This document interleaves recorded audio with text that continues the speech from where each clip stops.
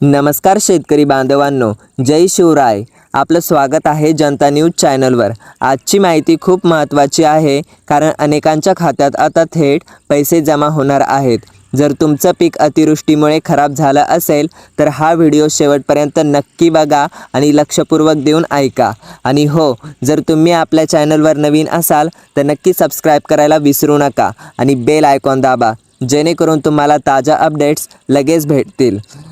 शेतकरी मित्रांनो, गेल्या काही महिन्यांत अतिवृष्टीमुळे मोठ्या प्रमाणात नुकसान झालं होतं. सोयाबीन, कापूस आणि इतर पिकांचं उत्पादन घटलं होतं.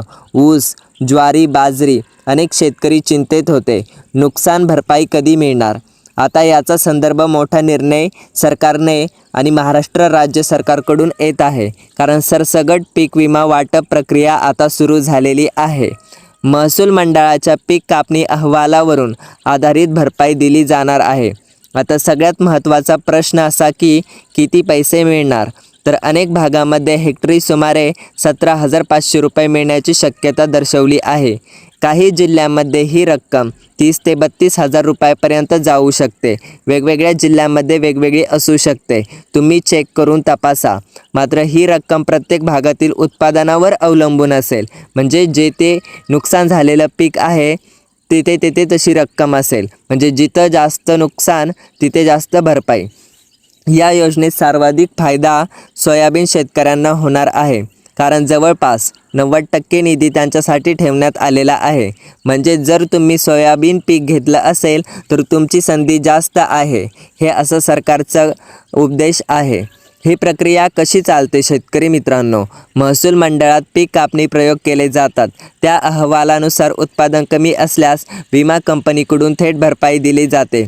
आणि महत्त्वाचं म्हणजे ही रक्कम DBTद्वारे थेट तुमच्या बँक खात्यात जमा होणार आहे. हो, म्हणजे डायरेक्ट तुमच्या सरकारकडून तुमच्या बँक खात्यामध्ये जमा होणार आहे, पोहोचणार आहे. असं सरकारचं धोरण आहे. जर अजून तुमचं नाव यादीत नसेल किंवा नुकसान नोंदवलेलं नसेल तर लगेचच 14-44-7 या हेल्पलाईन नंबरवर कॉल करा. तक्रार नोंदवल्यावर तुमचा केस तपासला जाईल. ही मदत शेतकऱ्यांसाठी खूप मोठा दिलासा ठरणार आहे.